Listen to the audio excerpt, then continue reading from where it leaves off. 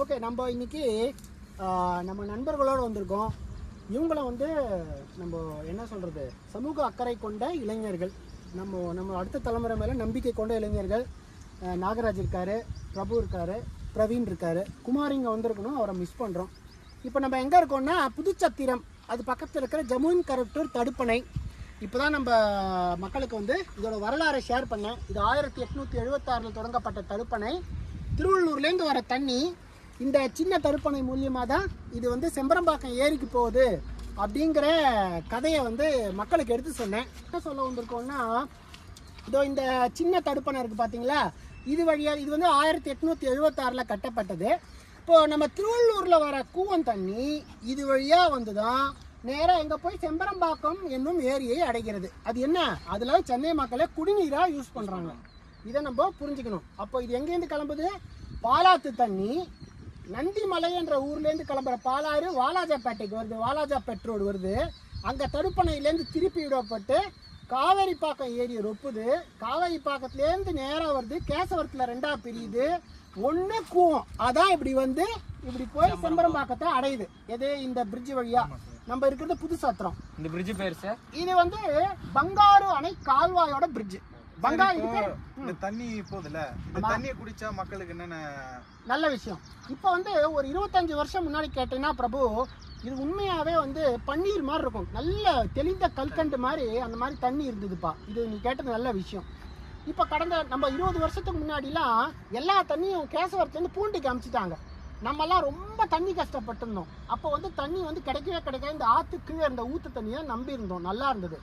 இந்த அணைக்கட்டை கட்டினாங்க திருவள்ளூர், நல்ல விஷயம், தண்ணி கஷ்டம் தீர்ந்தது. ஆனால் நீ கேட்ட கேள்விக்கு வரேன். அதில் இப்போ என்ன, அது திருவள்ளூர் நகராட்சியோட கழிவு நீர்லாம் நான் பார்க்கற இல்லைப்பா, ஆற்றுக்கு அந்த பக்கம் அந்த பச்சையான கழிவு நீர் கொட்டுதுப்பா. கொட்டினா என்ன ஆகும், எல்லா கழிவு நீரும் நல்ல தண்ணியில் கலக்கிறதுனால குடித்தா நம்மளுக்கு எல்லா விதமான உடல் உபாதைகள் வருது. குழந்தைங்க, முதியவர்கள், எல்லா விதமான உபாதைகளும் வருதுப்பா. கிட்னி ப்ராப்ளம் வரும் கண்டிப்பாக. ஏன்னா இதில் ஹை மெட்டல்னு சொல்லுவாங்க, தனிம தாது உப்புக்கள் அதிக அளவு இருக்குது. அது கிட்னி நம்ம சின்ன மாத்திரை போடுறதுக்கு யோசிக்கிறோம், கிட்னி பிரச்சனைன்னு. அவ்வளோ கழிவுகள் கலந்து தண்ணி குடித்தா என்னப்பா ஆகும், தோல் வியாதி வரும். அப்புறம் லிவர், செரிமானத்துக்கான லிவர் இருக்குது, அதுவும் அஃபெக்ட் ஆகும். அதனால் இந்த தண்ணி நல்ல தண்ணி. நீ கேசவ அணைக்கட்டில் நீ என் வீடியோ பார்த்துருப்ப, நாங்கள் குடிச்சே காமிச்சோம். அவ்வளோ நல்ல தண்ணி அங்கே வருது, பாலாத்து தண்ணி காவேரி பாக்கத்துலேருந்து. ஆனால் நம்ம திருவள்ளூர் கழிவு நீர்லாம் கலக்கிறதுனால அதை கெட்டு போகுது, நம்ம குடிக்கக்கூடாதுப்பா நேராக. அது ரொம்ப கெட்டது. மெடிக்கல் டிசீஸ்லாம் கலந்து அந்த மீன்லாம் வேற சாவுது. ரொம்ப இவர் நம்ம பிரவீன் சொன்னது ரொம்ப முக்கியமான பாயிண்ட். இந்த மீனை பிடிச்சி விற்கிறாங்க. உண்மைப்பா. இப்போ நீங்கள் பார்த்தீங்கன்னா அந்த திருவள்ளூர் நகராட்சிக்குன்னு ஒரு சுத்திகரிப்பு நிலையம் சரியாக செயல்படுறது இல்லை. அதுலேருந்து வர தண்ணி ஏரியை ரொப்புது. அது உண்மையாக செயல்பட்டா பிரச்சனையே இல்லைப்பா. ஏன்னா கவர்மெண்ட் ரூல் படி நீங்கள் ஃபேக்ட்ரியெல்லாம் பார்த்துருப்பீங்க, அந்த கழிவு நீரை சுத்திகரித்து தான் அவங்க எல்லாம் செடிக்கு தண்ணி ஊற்றுறாங்க. அவ்வளோ நல்ல தண்ணியாக மாறிடும் சரியாக செயல்பட்டா. செயல்படாமல் என்ன பண்ணுறாங்க, அதை அப்படியே தூக்கி ஏரியில் விடுறாங்க. அப்போது சுத்திகரிக்காமல் அப்படியே அந்த ஏரியில் விடுறதுனால எல்லா மீனும் செத்து போகுது. அதனால ஃபஸ்ட்டு பாவம் புட்லூர் மக்கள், அந்த ஏரியை சுற்றி இருக்கிற மக்களுக்கெல்லாம் விஷ தண்ணி. ஃபஸ்ட்டு ஸ்மெல்லு, ட்ரெயினில் யாரும் போக முடியாது, ஏன், சாக்கடை தண்ணி. சரி, அது என்ன ஆகுது, அதை கொண்டு திருப்பி அந்த பைப் ஃபேக்ட்ரின்னு நம்ம சொல்கிறோம், அது ஒட்டி இருக்கிற இடத்துல அப்படியே விட்டுறானுங்க நம்ம ஆற்றுல. அது அப்படியே தண்ணி ஆற்றுக்கு வருது. அதே மணவநகரில் இருக்கிற அந்த நீர் ஆறு இருக்குங்களா, அந்த ஆற்றுல தேங்குற நீர் ஈவினிங் நேரத்தில் காற்று அடிக்கும் போது அந்த சுற்றி இருக்கிற மக்கள் அந்த காற்றை சுவாசிக்கிறாங்க. அதால் ஆஸ்துமா பல பிரச்சனை. அதாவது அது அந்த கழிவு அந்த அமிலத்தன்மை ஜாஸ்தியானா நீ சொல்கிற பிரச்சனை வரும். இப்போது அந்த அணைக்கட்டில் தண்ணி இல்லைன்னா டேஞ்சர் ஜாஸ்தி, அப்படியே எல்லாம் வரும். தண்ணி அதில் நிறைய தண்ணி நின்றுதுன்னா, சப்போஸ் நிறைய தண்ணி நின்றுதுன்னா அது கலந்து அது அப்படியே கரைஞ்சி போயிடும் உள்ள. அதனால நிலத்தடி நீரும் கொஞ்சம் நம்ம யூஸ் பண்ணிக்கலாம், பிரச்சனையும் குறையும். ஆனால் இப்போ என்ன, ஆற்றுல இருக்கிற தண்ணி எல்லாம் இந்த பிரிட்ஜ் கட்டுறேங்கிற பேரில் வெளில விட்டாங்க. ரெண்டாவது பழைய அப்போ இருந்த செடி எல்லாம் இப்போ ஃபுல்லாவே காஞ்சி போகுது, செத்து போகுது. அது காரணம் நிலத்தடி நீர் மாசுபடுதல். அது ஏன் மாசுபடுது, இந்த கழிவு நீர் கலக்கிறதுனால. உண்மைதான் பிரபு, ரொம்ப சரியான வார்த்தை. மரங்கள் எல்லாமே செத்து போச்சு, எல்லா உயிரும் செத்து போகும். அதை நம்ம என்ன யோசிக்கணும்னா, ஒரு மீனும் மரமும் சாகும் போது நம்ம எப்படி இருப்போம், நம்பர் 1. ரெண்டாவது, இப்போ அதை சுற்றி பயிரெலாம் கொஞ்சம் கீரைலாம் விற்கிறாங்க. அது சாப்பிட்டா என்ன ஆகும்? சென்னையில் பெரிய பிரச்சனையாச்சு பிரபு. அந்த அம்பத்தூர் எஸ்டேட் பக்கத்தில் அந்த கழிவுநீர் பக்கத்தில் கீரையை போட்டு எல்லாம் பெருசாக வளரும். ஏன் தெரியுமா? உடம்புல வீக்கம் வந்தால் பெருசாக இருந்து நோய். அது மாதிரி இந்த மாதிரி கழிவுனால சில மரங்கள்லாம் ஃபர்ஸ்ட் பெருசாக வளரும், மீன்லாம் பெருசாக வளரும். அது வந்து இயற்கை கிடையாது. அதை சாப்பிட்ற அனைவருக்குமே நம்ம அது வந்து கீரையாக இருக்கட்டும், மீனாக இருக்கட்டும், எதுவாக இருந்தாலுமே நம்ம உடல் நலத்துக்கு கேடு. நம்ம தீர்வு என்ன இதுக்கு? ஒரே ஒரு தீர்வு, கழிவு நீர் ஆற்றில் கலப்பதை தடுக்க வேண்டும். ஆற்றில் கலக்க அந்த சேரும் நீரை சரியாக பாதுகாத்து நம்மளுக்கு நம்ம தலைமுறை, ஏன்னா அடுத்த உலகத்துல பெட்ரோலு கோல்டுக்கு அப்புறம் பிரச்சனை எங்க வருது? தண்ணி. நினைச்சு பாருங்கப்பா, ஒரு வீட்டுக்கும் நீங்க ஒரு நாளைக்கு 200 ரூபாய் சும்மா 2-3 கேன் தண்ணி வாங்கினீங்கன்னா ஒரு மாசத்துக்கு 3000 ரூபாய், ஒரு வருஷத்துக்கு 36,000 ரூபாய், 5 வருஷத்துக்கு எவ்வளவு ஆச்சு? 1.5 லட்சம் ரூபாய் தண்ணிக்கு செலவு பண்றீங்க. எவ்வளோ? 1.5 லட்சம் ரூபாய் தண்ணிக்கு செலவு பண்றீங்க. நம்ம 1000 ரூபாய்க்கு ஓட்டு வித்து 1.5 லட்சம் ரூபாய்க்கு நம்ம தண்ணிக்கு செலவு பண்றதுக்கு பதிலா எவனும் எதுவும் வேணாண்டா, நீங்க ஒழுங்கா இந்த கழிவு நீர்லாம் கலக்காம விட்டாலே எங்களுக்கு 1.5 லட்சம் ரூபாய் சேவிங். ஃபர்ஸ்ட் 1.5 லட்சம் ரூபாய்க்கு அப்புறம் என்ன வருது? குடிக்கிற தண்ணி தான் 1.5 லட்சம். நம்ம பல் கழுவும் போது அது உள்ள போகுதா? சமைக்கும் போது எல்லாத்துக்கும் கேன் தண்ணி யூஸ் பண்ண முடியாதுல்ல. எல்லாம் நம்ம வயிற்றுக்குள்ளதான் போகுது. குளிக்கிறோம், பல் தேய்க்கிறோம், கண் கழுவும் போது கண்ணில் படுது. இதெல்லாம் டேஞ்சர். ஸ்கின் டிசீஸ், கண்ணு எல்லாமே உள்ள டேஞ்சர். அதனால காசு விரயம் மட்டும் இல்லை 1.5 லட்சம் 5 வருஷத்துக்கு. உடல் பாதிப்பு.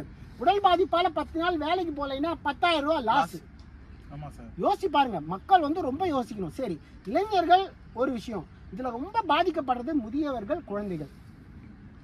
அவங்களோட பிரச்சனையே ரொம்ப டேஞ்சர்ப்பா. இதனால நம்ம தெரிஞ்சுக்கணும். நம்ம வந்து மக்கள் சமூகமா என்ன நினைக்கிறோம்னா, நம்ம திருவள்ளூர் தரப்பணியை காத்து நல்ல தண்ணி தேங்கி நிக்கிற மாதிரி செஞ்சு அதுல அழுக்கெல்லாம் சேராம தடுத்தா ஃபர்ஸ்ட் நம்மளுக்கு நல்லது. நல்ல குடிநீர் கிடைக்கும். ஆட்சியில தான் இந்த மாதிரி இருந்தது. இப்ப சேவிக்கா விஜய் அவர் வந்துறாரு. அவர் ஆட்சியில நடக்குமா? நம்ம எல்லாம் போய் நம்ம நேற்றுக்கு வந்து குமார் கேட்டாரு. குமார் வந்து தாவேக்காவோட அந்த ஓட்டு சேகரிக்கும் போது வீட்டுக்கு வந்தாரு. நம்மளோட இளைஞர் தான், நம்ம நண்பர் தான். இப்போ அவர் வந்து ரொம்ப உற்சாகமா சொல்லியிருக்காரு, வாங்க நம்ம எல்லாம் போய் பார்க்கலான்னு. நம்ம நம்புவோம். முதல்ல புதுசா வந்திருக்கிற எம்எல்ஏ கிட்ட நம்ம கோரிக்கை கொடுப்போம், நல்லது நடக்கும்னு நம்புவோம்.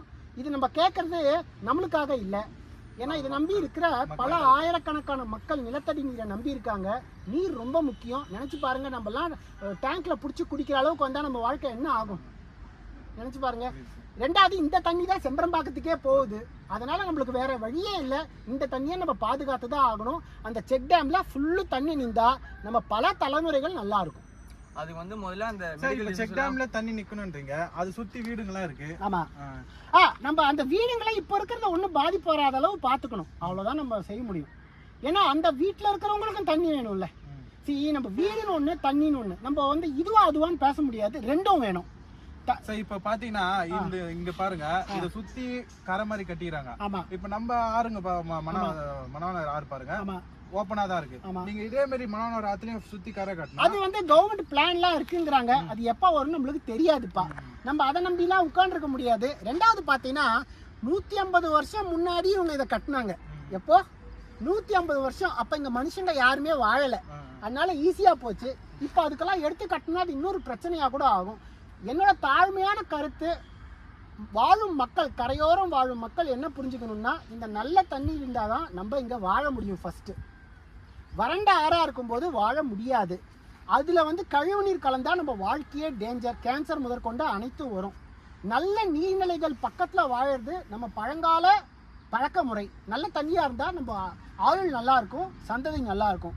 அதனால இந்த செக் டேம் தண்ணி இருந்து வாழற மக்கள் கொஞ்சம் அட்ஜஸ்ட் பண்ணிக்கிட்டு நம்ம எல்லாம் விட்டு கொடுத்து வாழ்ந்தோம்னா தண்ணிக்கும் பிரச்சனை இல்லை, வாழற மக்களுக்கும் பிரச்சனை இல்லை. அதான் நான் சொல்ல வர கருத்து. அதுதான் இப்ப எங்களுக்கு எதுவும் தெரியாது. இந்த மாதிரி நீங்க ஒரு இதுவா இருக்கீங்க, அதனால உங்களுக்கு கண்டிப்பாப்பா. எப்பயுமே நீங்க மட்டும் இல்ல, நம்ம பகுதியை சேர்ந்த இளைஞர்களுக்கு பிரபு, நீ எப்பயாவது இந்த வரலாறை நான் சொல்லணும்னு நினைச்சேன்னா தயவு செஞ்சு கூட்டுவா. ஒரு 50 பேர் இருந்தா கூட எனக்கு இதை விட எனக்கு வேற முக்கிய காரணம் இல்லை. நம்ம தெரிஞ்சதை சொல்லணுங்கிறது தான். நான் வந்து என்னோட நண்பர் இருக்காரு, இவர் போட்டோ எடுத்துட்டு இருக்காரு, அவரோட தான். அவருக்கு நாங்க வந்து இங்கேருந்து நம்ம செம்பரம்பாக்கம் ஏரியிலேருந்து ஆரம்பிச்சு காவேரி பாக்கம் வரையிலும் நாங்க ஒரு பாயிண்ட்டும் போயிருக்கோம்ப்பா. இந்த ஆத்தோடையே டிராவல் பண்ணி போய் எங்கேருந்து வருது, நிறைய பேருக்கு இந்த ஆறு பாலாறுல இருந்து வருதுன்னே தெரியாது.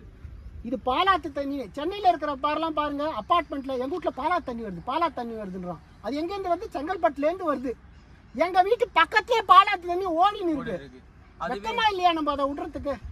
அவன் பல லட்சம் ரூபா கொடுத்து அப்பார்ட்மெண்ட் வாங்கி எங்க வீட்டுக்கு பாலாறு தண்ணி வருது, பைப்லைன் சொல்றாங்கல்ல சென்னையில, எங்கேருந்தோ பாலாறு ஆறு தண்ணி வருது, இங்க எங்க வீட்டு பக்கத்துல பாலாறு தண்ணி ஓடுது. அதை நான் வேஸ்ட் பண்ணலாமா? அதான். இதோட நம்ம இப்ப முடிச்சுக்கலாம். நீங்க வந்ததுக்கு ரொம்ப நன்றி. உங்க மாதிரி இளைஞர் இருக்கிறது வந்து கண்டிப்பா நம்பிக்கை தருது. ஏன்னா அடுத்த தலைமுறை வாழணுன்றதுக்காக நம்ம பண்றோம். அது உங்க மாதிரி இளைஞர்கள் தெரியாம போனா லாஸ்ட் வரை இது புதிராவே இருக்கும். இப்போ நீங்க எங்களுக்கு சொல்லி கொடுத்தா என்னோட குழந்தை, என்னோட பசங்க எல்லாமே கண்டிப்பா. ரெண்டாவது நம்ம வாழும்போது இதை நம்ம பாதுகாக்கவும் முடியும். ரொம்ப நன்றி, வணக்கம்.